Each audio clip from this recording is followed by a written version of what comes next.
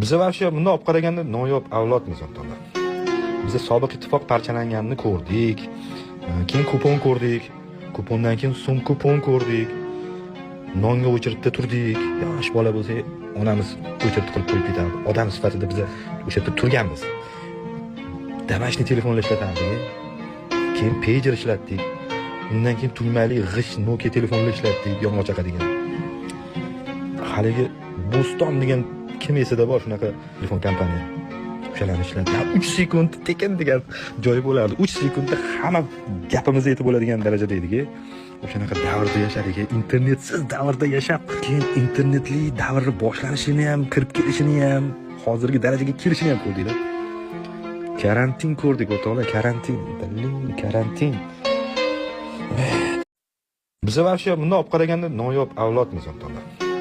Biza sobiq ittifoq parchalanganini ko'rdik.